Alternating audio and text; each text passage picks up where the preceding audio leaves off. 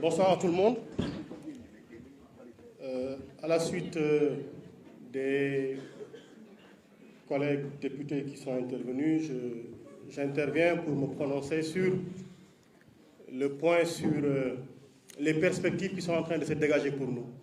Parce qu'après les exposés très brillants et précis des honorables, il n'y a que ces précisions-là à faire. Tout à l'heure, Abbas Fall a expliqué que nous avons une pleine conscience et une pleine maîtrise de ce qui nous attend.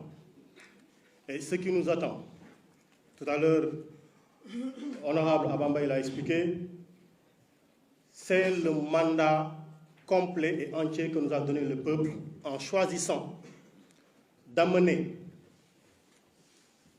82 députés dits de l'opposition au niveau de l'Assemblée nationale. Et ce mandat-là, il n'est autre que ce que nous avions promis pendant la campagne. Parce que nous avions dit que cette césure qui existait dans ce que l'on appelle l'initiative des lois, parce que dans l'histoire politique du Sénégal, l'initiative des lois a toujours été laissée au pouvoir exécutif. Mais on a bien dit, aujourd'hui, le Parlement, à travers les députés de Yewwi Askan Wi, prendra l'initiative des lois à travers un certain nombre de propositions de loi. Et je ne vais en citer que quelques-uns parce que nous en avons pour revenir auprès de vous, pour les présenter, les exposer, pour mieux faire comprendre le sens du mandat que nous sommes en train d'exécuter. On l'a dit d'abord, ce que d'histoire récente on avait réalisé à travers le code consensuel et sur lequel des tailleurs sont revenus, des destructeurs sont revenus pour qu'on ne sache plus à quoi ressemble notre code électoral. Nous allons faire des propositions de loi pour avoir un code électoral qui nous permettra de ne plus jamais revenir sur les questions de contestation, de combats politiques inutiles et de débats préélectoraux sans fin sur la lisibilité du vote, sur la lisibilité du mandat que l'on donne à ceux qui seront candidats. Je précise, quelqu'un s'est pensé plus intelligent que nous tous en disant que si on amène ici une loi pour voter contre, être pour ou contre l'homosexualité, nous n'allons pas voter. Ce n'est pas ça le débat. C'était très intelligent, son idée a été très lumineuse, mais nous avons bien vu le duo. Ce n'était pas ça le problème. Le problème, c'est qu'il y a une disposition légale qui n'est pas précise sur la criminalisation de l'homosexualité.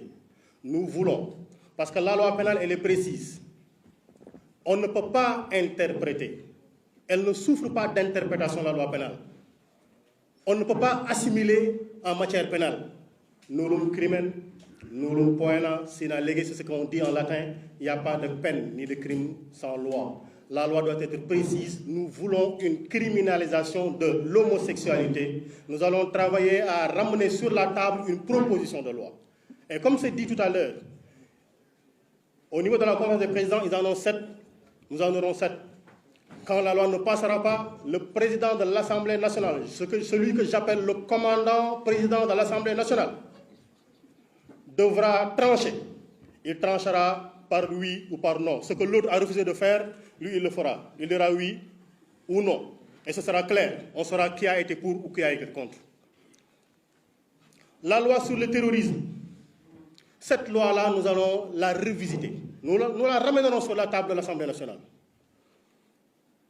Nous tous, nous avons des préoccupations sécuritaires. Personne d'entre nous ne veut que sa famille ne soit exposée.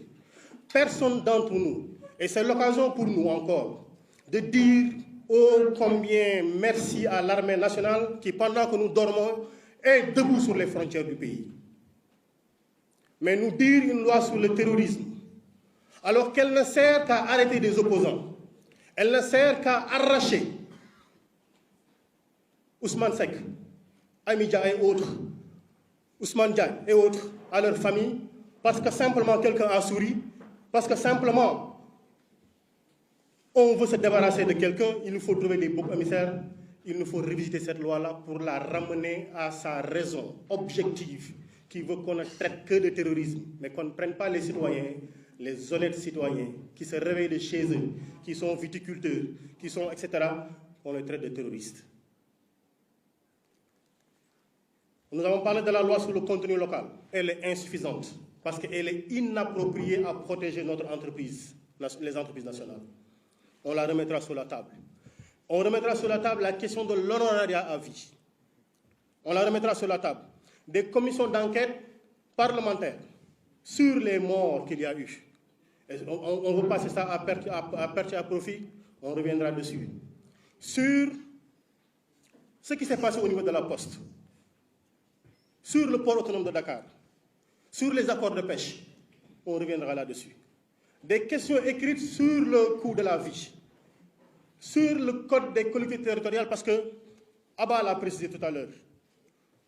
Aujourd'hui, énormément de municipalités n'espéraient que sur ces fonds de dotation et sur des fonds de concours pour apporter des réponses à leur population.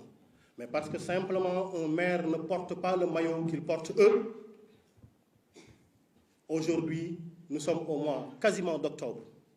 Les gens attendent encore. Les ASC ne peuvent pas recevoir leurs subventions parce que Macky Sall refuse de le leur donner. C'est simplement ça. Simplement ça. Alors, il faut qu'ils sachent que, désormais, on ne part pas à l'Assemblée nationale pour insulter, comme ils le font. Parce que les insultes sont parties d'eux. On ne part pas à l'Assemblée nationale pour applaudir. On part pour bûcher, et terriblement, durement bûcher. Et on va les obliger à bûcher. On va les obliger à bûcher. Et c'est l'occasion également pour nous de revenir sur la situation de deux de nos collègues députés. Barthélémy Toye-Dias. On a dit le délibéré de son procès, ce sera pour le mercredi 21. Qu'il sache qu'il aura 52 députés à côté de lui. 52 députés seront à côté de lui. Nous avons vu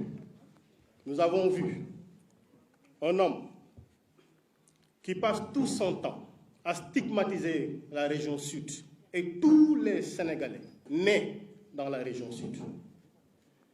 Tout son discours est ce discours clivant de haine, de ségrégation, mais ce discours contre l'homme. Et on le pense brillant, on le pense intelligent. Et on adore sa plume. L'accoucheuse trop pressée risque de se saisir de ce qui n'est pas la tête du bébé, et c'est ce qui lui est arrivé. En voyant le bonnet d'Alphonse Sambou, il a rapidement parlé, comme il le fait d'habitude, en assimilant ce beau bonnet de la culture de la région sud à un bonnet de la rébellion. Et après, il s'est évertué en écrivant, en réécrivant, en réécrivant, en écrivant sans cesse pour se justifier. Mais la couleuvre est trop grande pour passer. Et il devra en répondre. Et on espère cette fois-ci que le tailleur constitutionnel, redevenu ministre de la Justice, laissera la justice faire son travail. Parce qu'on l'a suffisamment protégé, ce monsieur-là, qu'il réponde de son insulte à la culture sénégalaise, qu'il réponde de son discours anti-humaniste, ce discours ségrégationniste, qu'il en assume les conséquences. Voilà les propos que nous voulions tenir. Nous ne voulons pas être plus longs que cela. Merci beaucoup. Je fais une dernière précision. Le secrétaire général de l'Assemblée nationale est à la retraite. C'était juste une précision complémentaire pour qui comprend. Merci beaucoup.